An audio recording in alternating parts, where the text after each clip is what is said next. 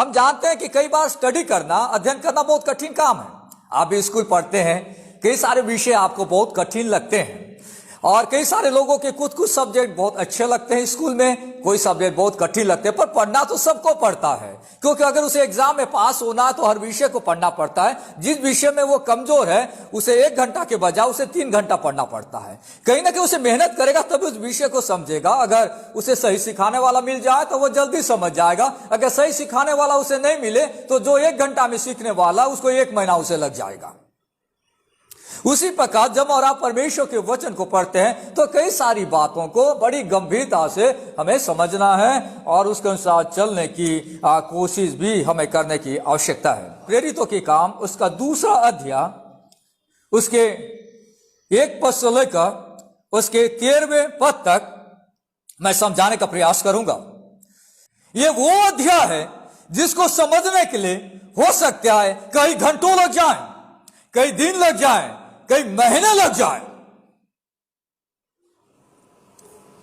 पर कुछ खास बातों को हम इस अध्याय में आज समझने का प्रयास करेंगे जो मेरे और आपके लिए हेल्पफुल होगा, मेरे और आपकी मदद करेगा कि यह घटना किस प्रकार की घटना है और आज के इस वचन से परमेश्वर हमें क्या सिखाना चाह रहा है। प्रेरितों के काम 2 अध्याय में जो घटना हम पढ़ते हैं वो पिन्तेकुस्त के दिन की घटना है।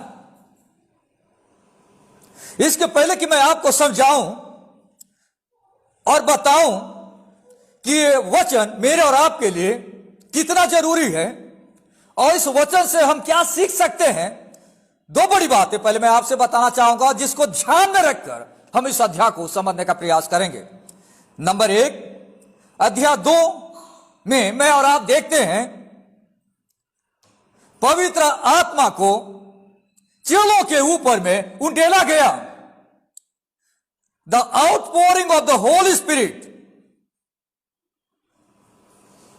परमेश्वर का जो आत्मा है चेलों के ऊपर में कैसे उतरा उसका जिक्र करता है। आपको मालूम है यीशु ने अपने चेलों से कहा था, यूहन्ना रचित सुसमाचार उसका 14वां अध्याय 16 और 17 पद में अगर आप पढ़ेंगे, यूहन्ना रचित सुसमाचार उसका 14वां अध्याय 16 और 17 पद में यीशु जब इस संसार में था उसने अपने चेलों से कहा था, मैं पिता से विनती करूंगा और वो तुम्हें एक और सहायक देगा कि वो सर्वदा तुम्हारे साथ रहे, सर्वदा तुम्हारे साथ रहे। उसके बाद आप देखेंगे थोड़े दिनों के बाद यीशु को क्रूस काट पे चढ़ा दिया गया, कब्र में यीशु को डाल दिया गया और उसके बाद यीशु मसीह तीसरे दिन मरकर जी उठा। और हमने देखा प्रेरितों के काम 1 अध्याय में यीशु 40 दिन तक लोगों को दिखाई देता रहा। और लास्ट संडे हमने देखा कि यीशु जब उठा लिया गया उस दौरान चेले क्या कर रहे थे। 12 पद से लेकर उसके 26 पद पर हमने ध्यान दिया था। और करीबन 10 दिन तक यीशु के उठाए जाने के बाद करीबन 10 दिन तक चेले क्या कर रहे थे। और उसके बाद हम देखते हैं 2 अध्याय उसका 1 पद में यीशु ने जो प्रतिज्ञा की थी वो यहां पे पूरा हो रहा है। पवित्र आत्मा का बपतिस्मा, पवित्र आत्मा का उंडेला जाना इस धरती पर चेलों के ऊपर में जो यीशु ने जीवित रहते समय, जो यीशु ने जी उठने के बाद अपने चेलों को शिक्षा दी थी, वो कैसे पूरा हुआ उसका जिक्र प्रेरितों के काम 2 अध्याय में हमें देखने को मिलता है। दूसरी महत्वपूर्ण बात जो हमें ध्यान देना है इस अध्याय को सीखते समय में वो बहुत जरूरी है, वो ये है कि पिन्तेकुस्त के दिन यानी प्रेरितों के काम 2 अध्याय में कलीसिया का फॉर्मेशन हुआ, कलीसिया की शुरुआत हुई। यीशु की देह उस दिन बना, body of the Christ was formed. यीशु की कलीसिया बनी, यीशु का चर्च बना। आपको मालूम है यीशु ने कहा था अपने चेलों को कि मैं अपनी कलीसिया बनाऊंगा। चेले बहुत एक्साइटेड थे, जानना चाह रहे थे कि कब कलीसिया बनेगी, कब चर्च बनेगा, उसका इंतजार कर रहे थे। और यीशु मसीह ने अपने चेलों को कहा था कि जब मैं जाऊंगा और मैं पवित्र आत्मा भेजूंगा, और उसके बाद कलीसिया की शुरुआत होगी। और प्रेरितों के काम दूसरे अध्याय में कलीसिया का इनागुरेशन हो रहा है, कलीसिया की शुरुआत हो रही है। कलीसिया क्या है? कलीसिया जहां पे यहूदी और अन्य जाति दोनों एक साथ मिलकर परमेश्वर की आराधना करते हैं। आप जानते हैं कि यीशु मसीह का जन्म इस्राएल देश में हुआ था, वहां यहूदी लोग रहते हैं, और जो यहूदी लोग नहीं है उन्हें अन्य जाति के लोग कहा जाता है। यानी दुनिया में जितने भी समाज हैं, दुनिया में जितने भी लोग पाए जाते हैं, हमारे भारत देश में, विदेश में, ऑस्ट्रेलिया में, अमेरिका में, इंग्लैंड में, सब अन्य जाति के कैटेगरी में आते हैं। यहूदी लोगों को छोड़कर जितने भी लोग दुनिया में पाए जाते हैं, जिस देश के कोने कोने में पाए जाते हैं, उन्हें अन्य जाति कहा जाता है। और इसलिए जब प्रभु यीशु मसीह इस संसार में आया तो एक चर्च की शुरुआत हुई, और चर्च के शुरू होने से पहले सिर्फ यहूदी जो लोग होते थे वे मंदिर में जाया करते थे, यरूशलेम में। अन्य जाति के लोग नहीं जाया करते थे परमेश्वर के भवन में, सिर्फ यहूदी लोग जाया करते थे। जब यीशु इस संसार में आया, और आज आप देखेंगे इस घटना के बाद एक कलीसिया की शुरुआत हुई। इसलिए आज यहूदी, इसलिए आज अन्य जाति का इंसान, चाहे वो कोई भी देश का क्यों ना हो, दोनों मिलकर यीशु की आराधना करते हैं। उसे कहते हैं चर्च, चाहे वो कोई भी समाज का हो, कोई भी देश का रहने वाला हो। इसके पहले कि मैं और आप आगे बढ़ें, इन बड़ी बड़ी बातों को समझने का प्रयास करें। यहां पे देखिए, परमेश्वर के वचन को पढ़ते हैं, क्या लिखा है। जब पिन्तेकुस्त का दिन आया तो वे सब एक जगह इकट्ठे थे। एकाएक आकाश से बड़ी आंधी, किसी सनसनाहट का शब्द हुआ, और उससे सारा घर जहां पे वे बैठे थे गूंज गया, और उन्हें आग किसी जीवे फटती हुई दिखाई दी, और उनमें से हर एक पर आ ठहरी। वे सब पवित्र आत्मा से भर गए, और जिस प्रकार आत्मा ने उन्हें बोलने की सामर्थ दी, वे अन्य भाषा बोलने लगे। यह बाइबल का बहुत ही महत्वपूर्ण अध्याय है। यहां पे हम कई सारी बातों को सुनते हैं और जानते हैं, पर यहां पर सिर्फ एक ही बात को लोगों के बीच में बताया जाता है। आजकल कई सारी कलीसियाओं में, कई सारे जगहों में एक ही बात बताई जाती है, वो बात है कि अन्य भाषा बोलना है। सिर्फ एक ही बात लोग इसको पकड़कर कई कलीसियाओं में, कई मीटिंग्स में, कई कन्वेंशन में लोग बताते रहते हैं। आपने कई बार सुना होगा कई मीटिंग्स में, कई जगह में, कि लोग अन्य भाषा बोल रहे थे, लोग अन्य भाषा में बात कर रहे थे। आजकल कई सारी मीटिंग्स में आप देखिए, ऑनलाइन मीटिंग्स आप देखिए, फेसबुक में मीटिंग देखिए, यूट्यूब में देखिए, प्रचारक प्रचार करते करते बीच बीच में कुछ अन्य भाषा बोलने लग जाता है। सिर्फ इसी लाइन को लोग पकड़कर इस वचन को समझने का प्रयास कर रहे हैं। पर मैं आज आपको समझाऊंगा कि ये होता क्या है, ये होता क्या है, और कैसे हमें इसको समझना चाहिए बाइबल के अनुसार, जिससे कि आप वचन में ट्रेन हो जाएं, आप समझ सकें कि बाइबल क्या बताती है। उसके पहले हमें जानना है, यहां पे शब्द आया है, जब पिन्तेकुस्त का दिन आया। When the day of Pentecost came, English में लिखा है पेंटिकोस्ट और हिंदी में लिखा है पिन्तेकुस्त। कई सारे लोग पिन्तेकुस्त का दिन आया उसको ही नहीं जानते। जब आप इस अध्याय को पढ़ते हैं, शुरू में ही आपको एक शब्द मिलेगा, वहां लिखता है पिन्तेकुस्त का दिन आया। ये पिन्तेकुस्त का दिन क्या है? अगर आप लेव व्यवस्था की पुस्तक पढ़ते हैं तो आप अपने घर में पढ़िएगा, 23वां अध्याय 15 पद से 21 पद तक। वहां पे जो इस्राएली लोग हुआ करते थे, वे एक त्योहार मनाया करते थे। उस त्योहार का नाम था पिन्तेकुस्त। जब आप पुराना नियम को पढ़ते हैं, जो इस्राएली लोग होते थे कई प्रकार के त्योहार मनाया करते थे, और उनमें से एक जो त्योहार होता था, उस त्योहार का नाम था पिन्तेकुस्त का त्योहार। और इस्राएली मेनली 3 प्रकार के त्योहार साल में मनाया करते थे। एक त्योहार का नाम है फसह का पर्व, जिसके बारे में आप नए नियम में पढ़ते हैं। और क्यों मनाया करते थे फसह का पर्व? परमेश्वर ने इस्राएली प्रजा को मिस्र देश की गुलामी से आजाद किया था, और इसलिए वे लोग उस दिन को याद करते थे और फसह का पर्व मनाया करते थे। दूसरा एक त्योहार जो हर साल वे मनाते थे उसे कहते हैं पिंतीकुस्त का त्योहार। यह वो दिन होता था जिस दिन जब वे खेत को बोते थे, उसके बाद नया अनाज की जो पहली उपज होती थी, पहला जो फल होता था, वे परमेश्वर के भवन में लेकर आते थे। तो पिंतीकुस्त का त्योहार वे लोग मनाया करते थे। तीसरा एक त्योहार वो था जिसे बाइबल में अगर आप पढ़ेंगे तो इसे झोपड़ियों का पर्व कहा जाता है, टैबरनेकल्स, इंग्लिश में झोपड़ियों का पर्व। क्यों? इस्राएली प्रजा जब मिस्र देश की गुलामी से बाहर निकले थे तब उनके पास घर नहीं था, वे तंबू बनाकर रहा करते थे, ऐसे ही तंबू में, और थोड़े दिन के बाद फिर यात्रा करते थे, रुक जाते थे, फिर यात्रा करते थे, इसलिए तंबू में रहा करते थे। इसलिए परमेश्वर ने यह त्योहार उनको बताया था कि वे हमेशा याद करें जब उनके पास इस्राएल देश में जमीन मिल जाएगी, परमानेंटली सेटल हो जाएंगे, तो वे इस त्योहार को मनाया करें यादगार के तौर पे कि एक समय में उनके पास घर नहीं था और वे तंबू में रहा करते थे, इसलिए यह त्योहार इस्राएली लोग मनाया करते थे। और यहां बाइबल में लिखा है आज का जो त्योहार जिसको बोलना चाहिए पिंतीकुस्त का दिन आया, यानी पिंतीकुस्त का जब त्योहार का जब समय आया तब उस दिन की यह घटना है, उस दिन की यह घटना है जिस दिन परमेश्वर का आत्मा स्वर्ग से नीचे जमीन पे उंडेला गया, चेलों के ऊपर में उंडेला गया। यह कौन सा दिन हुआ? पेंतीकुस्त का दिन।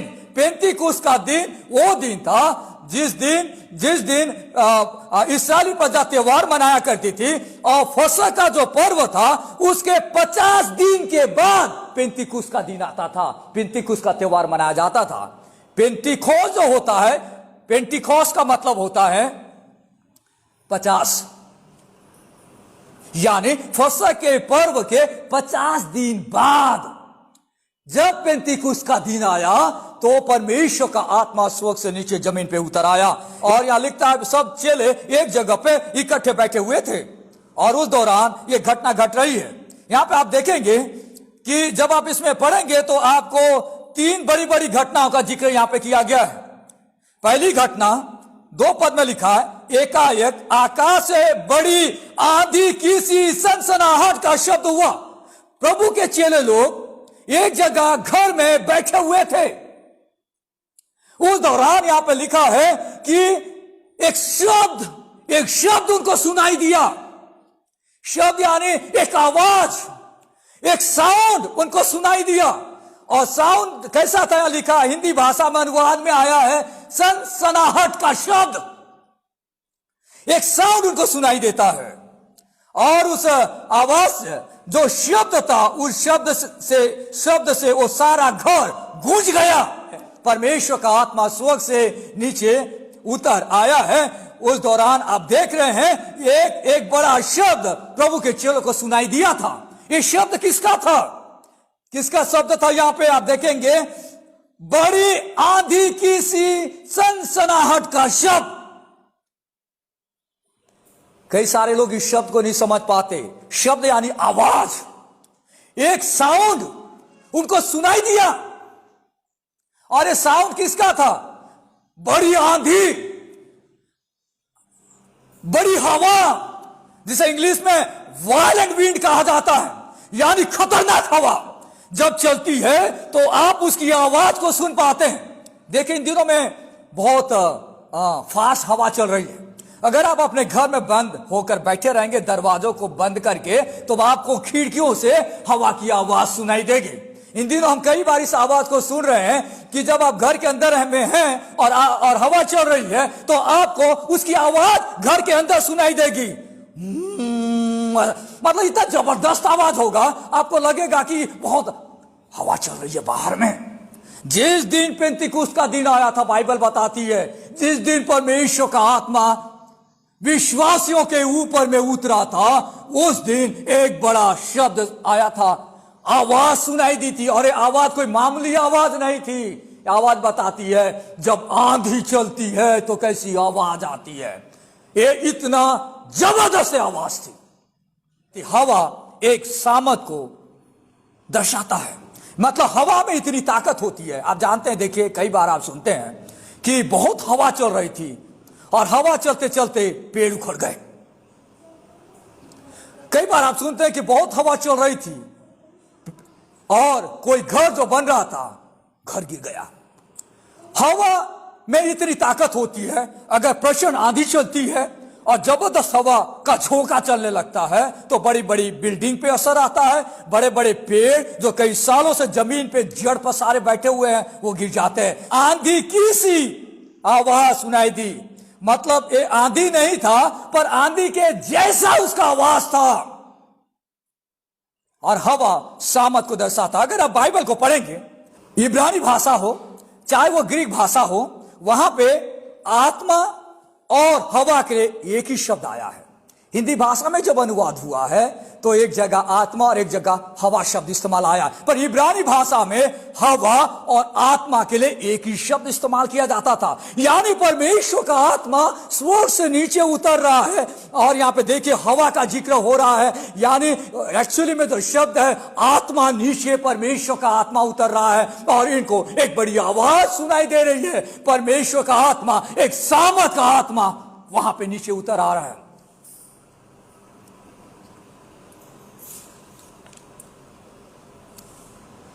दूसरा, अगर आप यहां पे देखेंगे, आग की सी जीभें फटती हुई दिखाई दी और उनमें से हर एक पे आ ठहरी। आग की सी जीभें, और उनको क्या दिखाई दिया? इन्होंने आवाज सुना, नंबर एक। नंबर दो, उनको खुद दिखाई दिया उस दिन। क्या दिखाई दिया? जीभें दिखाई दी, आग की सी जीभें, आग की सी जीभें दिखाई दी।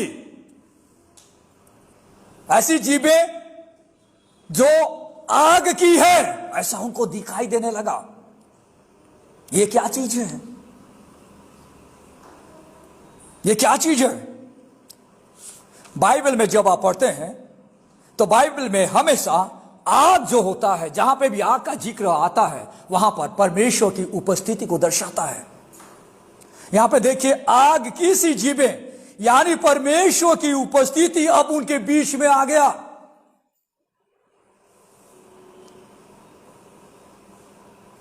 आग की सी जीभें वहां पे फटती हुए दिखाई दी और उनमें से हर एक पे चेलों के ऊपर में आ ठहरी।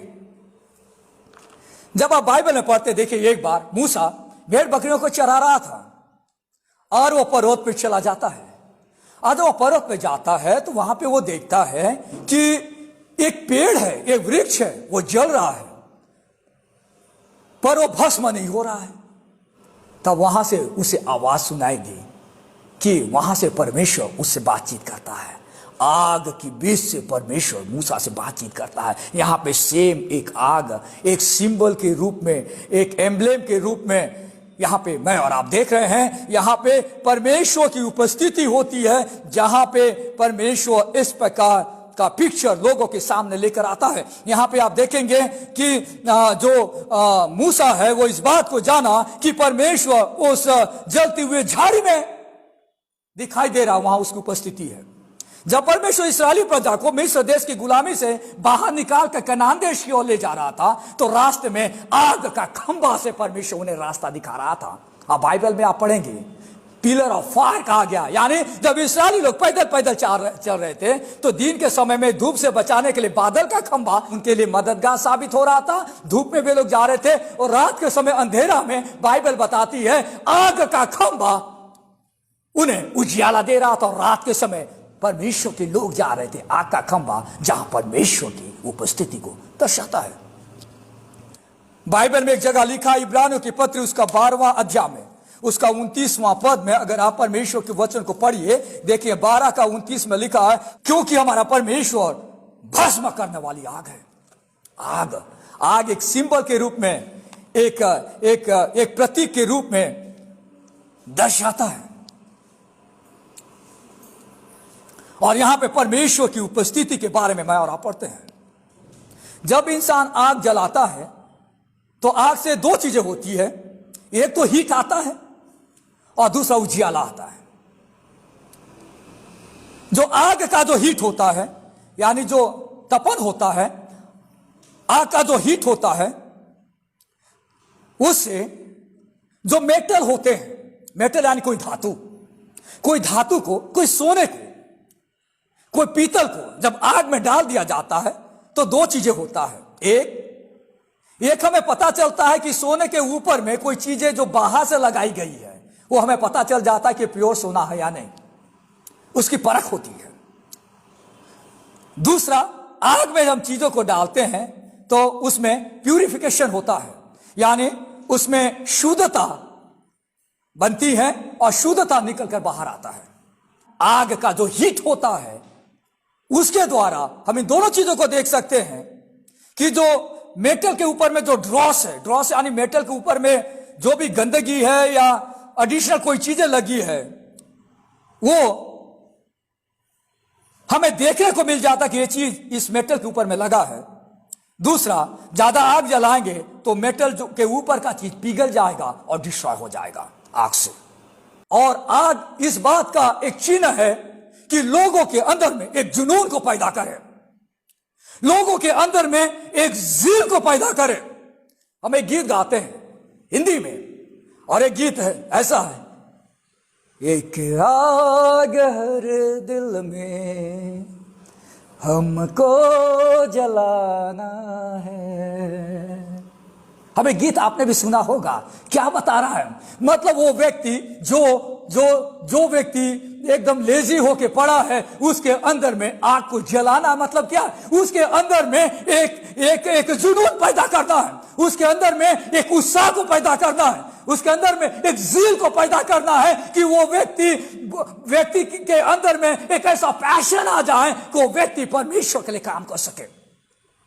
दूसरा, मैंने आपसे कहा कि आग जो होता है वो उजियाला देता है, लोगों को उजियाला देता है, जो अंधकार में पड़े हुए हैं उस अंधियारे से वो बाहर निकालता है। यहां पे आप देखेंगे पेंतीकोस्त के दिन आपके सामने 3 बड़ी बड़ी घटनाएं घटी। घटना नंबर 1, यहां पे आप देखेंगे कि आवाज सुनाई दिया, ये आवाज हवा की आवाज थी जो परमेश्वर के सामर्थ को दर्शाता है। दूसरा, आप यहां पे देखेंगे आग की सी जीभें फटती हुई दिखाई दी जो इस बात को दर्शाता है कि आग जो होता है वो प्यूरिफाई करता है, आग जो होता है वो शुद्धता को लेकर आता है, आग जो होता है वो निखार को लेकर आता है, आग जो होता है वो लोगों के अंदर में एक जुनून को, एक ज़ील को, परमेश्वर के लिए एक पैशन को पैदा करता है कि वो परमेश्वर के लिए काम करे। और ये दोनों चीजों की वहां पे जरूरत थी।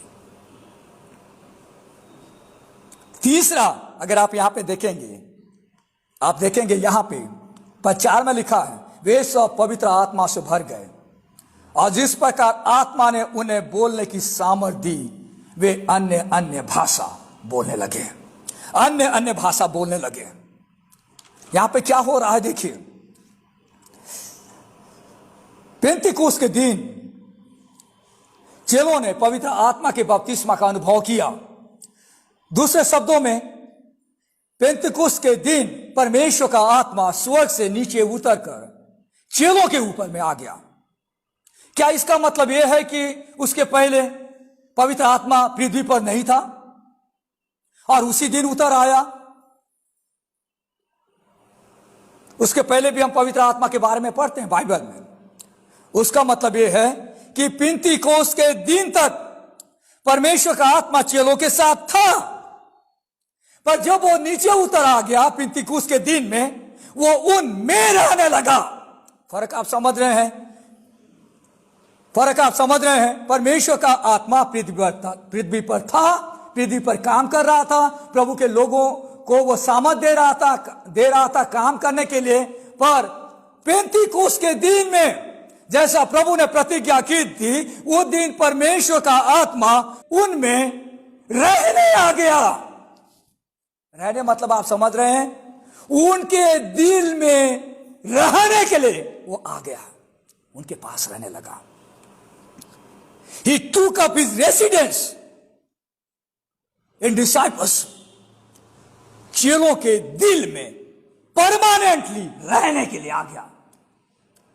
पुराने नियम में परमेश्वर का आत्मा कभी भी किसी भी व्यक्ति के जीवन में परमानेंटली नहीं रहता था, पर पेंतीकोस्त के दिन में पवित्र आत्मा अब विश्वासों के दिल में हमेशा हमेशा के लिए रहने के लिए आ गया। यही तो खास फर्क है जो मैं आपको समझाने का प्रयास कर रहा हूं। इस शिक्षा को इग्नोर किया जा रहा है, इसलिए आपको समझना है पेंतीकोस्त के दिन में परमेश्वर का आत्मा रहने के लिए आ गया और पेंतीकोस्त के दिन से परमेश्वर का आत्मा जो रहता है वो जितने भी लोग प्रभु यीशु को ग्रहण करते हैं उनके मन के अंदर में परमेश्वर का आत्मा रहने आ जाता है, परमानेंटली वो रहने लग जाता है।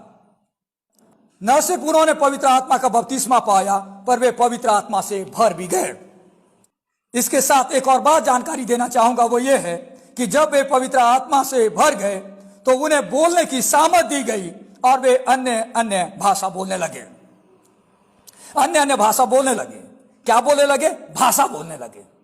आज कई सारे लोग देखेंगे, आपने भी सुना होगा, कई जगह मीटिंग्स में आपने देखा होगा कि लोग प्रार्थना करते करते बीच बीच में कुछ और बोलने लगते हैं और लोग बोलते हैं कि मैं अन्य भाषा बोल रहा हूं, परमेश्वर ने मुझे वरदान दिया है अन्य भाषा बोलने के लिए।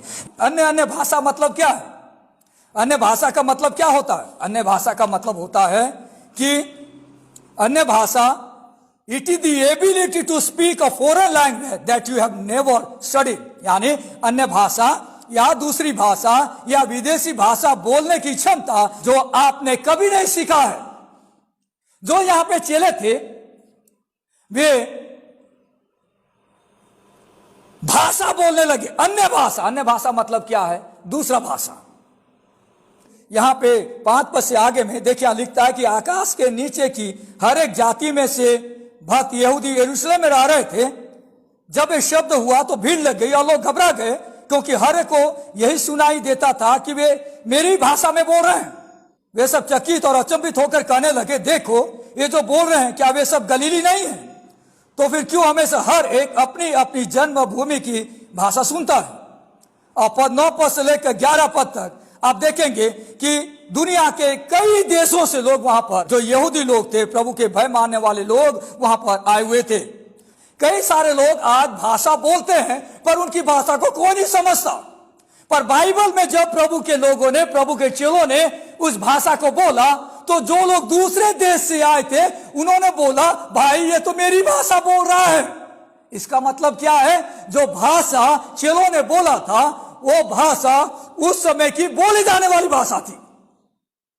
दूसरी भाषा, वो भाषा एक लिविंग लैंग्वेज था, मतलब उस समय दुनिया में वो भाषा पाई जाती थी। तीसरा, वो एक्चुअल लैंग्वेज था, जो भाषा में बोल रहे थे लोग उसे समझ रहे थे। जब आप प्रेरितों की पुस्तक में पढ़ते हैं, चेले जो लोग थे जब वे इस भाषा को बोलने लगे, जो भी भाषा में बोलने लगे, तो जो लोग बाहर से सुनने वाले लोग आए हुए थे वे उस भाषा को समझ गए और चेले उस भाषा को बोल रहे थे जो उन्होंने कभी नहीं सीखा था। कई सारे लोग कहते हैं कि कुरिन्थों की कलीसिया के लोग अन्य भाषा बोल रहे थे। कुरिन्थों की कलीसिया की समस्या ये थी, कुरिन्थों की कलीसिया में उन्हें अनुवादक की जरूरत थी, क्योंकि कुरिन्थों की कलीसिया में जो लोग बोल रहे थे, उस भाषा को समझने वाले जो लोग थे वे उस समय वहां पर नहीं थे। और पिन्तेकुस्त के दिन में, प्रेरितों के काम 2 अध्याय में, उस भाषा को जानने वाले लोग कई देशों से यरूशलेम आए हुए थे, इसलिए वे समझ रहे थे डायरेक्टली। पर कुरिन्थों की कलीसिया में अब वो लोग नहीं रहे, वे तो अपने देश वापस चले गए। इसलिए जब प्रभु का कोई सेवक अन्य भाषा बोल रहा था तब कोई व्यक्ति तो चाहिए जो उसका अनुवाद करे।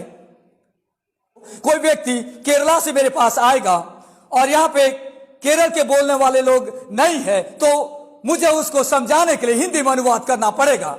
उसी प्रकार कुरिन्थों की कलीसिया में समस्या थी कि कुरिन्थों की कलीसिया में जो भाषा वे लोग बोल रहे थे, जो वरदान परमेश्वर ने उन्हें दिया था, उस भाषा के जानने वाले लोग उस चर्च में नहीं थे। इसलिए वहां पे एक ऐसे व्यक्ति की जरूरत थी जो उस भाषा का अनुवाद करे। आज किसी भी जगह में लोग बोलते बोलते अन्य भाषा इस्तेमाल करते हैं और कोई उनका अनुवादक है ही नहीं। पर बाइबल में जब इस प्रकार की कोई भाषा बोली जाती थी तो वहां पे अनुवादक रहा करते थे।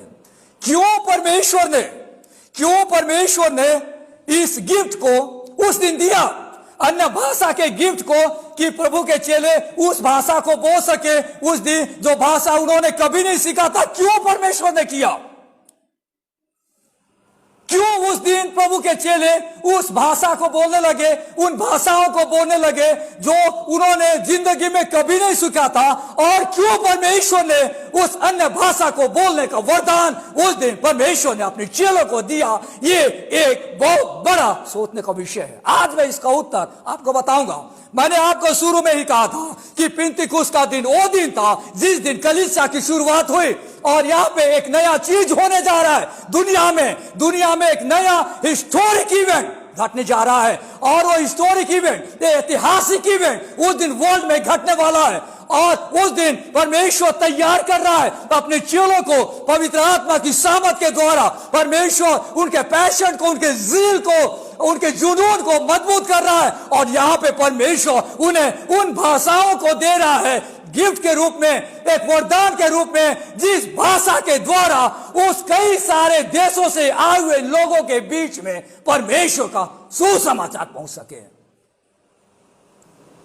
परमेश्वर ने वहां चमत्कार किया और चेलों को वो लैंग्वेज दे दिया कि जो लोग दूसरे देश से यरूशलेम में आए थे, उस देश में आए थे, जब ये लोग प्रभु के कार्यों की चर्चा करने लगे, परमेश्वर के बड़े बड़े कामों की चर्चा करने लगे, तो उन लोगों को जो दूसरे देश से आए थे उनको लगा ये तो मेरी भाषा में बोल रहा है। परमेश्वर ने एक बड़ा मिराकल वर्ल्ड में उस दिन कर दिया। क्यों? मैंने आपको कहा, यीशु ने कहा था मैं अपनी कलीसिया बनाऊंगा, और जबरदस्त एक जगह उस दिन परमेश्वर ने तैयार किया था पेंतीकुस्त के दिन में, कि जब आज चेले परमेश्वर का वचन का प्रचार करेंगे, क्योंकि आज कलीसिया की शुरुआत वर्ल्ड में होने वाली है। इसलिए ये जो पराये देश के आए हुए लोग, अन्य भाषा बोलने वाले लोगों तक सुसमाचार पहुंचाने के लिए परमेश्वर ने वो दिन वर्ल्ड में, दुनिया में एक बड़ा मिराकल किया, एक बड़ा चमत्कार किया, और चेलों को परमेश्वर ने वो भाषा दे दिया जिस भाषा के कारण में दुनिया का, हर देश का, हर भाषा बोलने वाला इंसान परमेश्वर के सुसमाचार को सुन सके, और जब वो अपने देश में जाए तो अपने देश में कलीसिया की शुरुआत को कर सके।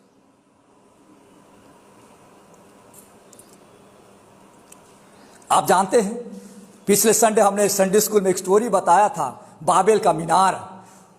उस समय दुनिया में एक ही भाषा बोली जाती थी, और लोग सोचे कि अपना बड़ा नाम करें, और उन्होंने एक मीनार बनाने का प्रयास किया जिसकी चोटी आकाश को पहुंचती हो। परमेश्वर ने देखा कि ये लोग जो हैं बड़ा मीनार बना रहे हैं, बड़ा गुम्बद बना रहे हैं, तो परमेश्वर ने उनकी भाषा में गड़बड़ी डाल दी। एक ही भाषा थी, उसके बाद हर व्यक्ति अलग अलग भाषा बोलने लगा, अन्य भाषा, अलग अलग भाषा बोलने लगा। क्यों? क्योंकि परमेश्वर नहीं चाहता था कि परमेश्वर का मिशन रुक जाए। परमेश्वर ने उन्हें आशीष दिया था कि तुम पूरी पृथ्वी पे भर जाओ, पर ये लोग अपने नाम को बड़ा करने के लिए उसी जगह पे सीमित होना चाह रहे थे कि उनका बड़ा नाम हो। परमेश्वर ने इस योजना को फेल कर दिया, और उसके बाद आप देखेंगे कि वे अलग अलग जगह पे चले गए, अलग अलग जगह पे वे लोग चले गए। और यहाँ पे देखिए, वही अलग अलग भाषा का इस्तेमाल परमेश्वर यहाँ पे कर रहा है अपने चेलों के द्वारा, कि ये एक आशीष के तौर पे दुनिया तक पहुंच जाए। और कलीसिया की जो शुरुआत उस दिन हो रही है, वो एक पल में, एक दिन में दुनिया के कोने कोने तक पहुंच जाए। ये तो परमेश्वर का मिराकल था। इसलिए परमेश्वर ने उन्हें अन्य भाषा बोलने का वरदान उस दिन दिया था। Proclamation of the gospel to the people of different languages, अलग अलग भाषा बोलने वाले लोग उस दिन थे, और परमेश्वर ने एक बड़ा ऐतिहासिक दिन को चुना था, पेंतीकुस्त का दिन, जिस दिन उसने अपने चेलों को वो वरदान दिया था। और उसके बाद चेलों ने परमेश्वर के वचन का प्रोक्लेमेशन किया, और वो उनके लिए एक आशीष बना, और कलीसिया की शुरुआत हुई। और कलीसिया उस प्रकार हर लैंग्वेज बोलने वाले लोगों में दुनिया में पहुंच गए। प्रभु का धन्यवाद हो पेंतीकुस्त के दिन के लिए। आज उस दिन के कारण में आज मेरे और आपके दिल में परमेश्वर का पवित्र आत्मा हमेशा रहता है। पर उसके साथ साथ हमें इस बात को भी समझना बहुत जरूरी है, परमेश्वर चाहता है कि परमेश्वर का वचन हर भाषा, हर कुल, हर देश में पाया जाए। जिस दिन कलीसिया की शुरुआत हुई उस दिन परमेश्वर ने बड़ा मिराकल किया था, और उस दिन लोगों ने अन्य भाषा बोला था। अन्य भाषा यानी वो भाषा जो दुनिया में पाई जाती है। आज जो लोग भाषा बोल रहे हैं वो भाषा हम नहीं जानते। बाइबल में ऐसी कोई भाषा का जिक्र नहीं किया गया जिसका कोई अर्थ ना हो। भाषा का मतलब होता है उसका अर्थ, उसका कोई मतलब होता है। और परमेश्वर ने उस दिन उस भाषा का इस्तेमाल किया जो भाषा दुनिया के दूसरे कोने में पाई जाती थी। उन भाषा का इस्तेमाल किया, इसलिए उस देश के लोग उस भाषा को समझ गए और वे अपने देश में जाकर सुसमाचार प्रचार किए। आइए हम अपनी आंखों को प्रभु के सामने बंद करें। प्यारे परमेश्वर, हम धन्यवाद देते सुंदर समय के लिए जो आपने हमें दिया कि हम आपके वचन के पास आ सके। प्रभु, आप चाहते हैं कि आपका गॉस्पेल, आपका सुसमाचार हर भाषा बोलने वाले लोगों तक, हर देश तक पहुंचे। इसलिए प्रभु, आपने उस दिन अपने चेलों का इस्तेमाल किया, आपने उन्हें सामर्थ दिया, अपनी उपस्थिति से प्रभु आपने उन्हें बोल्ड बनाया, और आज प्रभु आपने एक कार्य कलीसिया को दिया है। हमें से हर एक को परमेश्वर आप ऐसे सामर्थ से भर दे कि हम प्रभु जिन जिन लोगों को हम जानते हैं उन लोगों तक गॉस्पेल को प्रोक्लेम कर सकें। धन्यवाद के साथ प्रार्थना यीशु के नाम से मांगते हैं।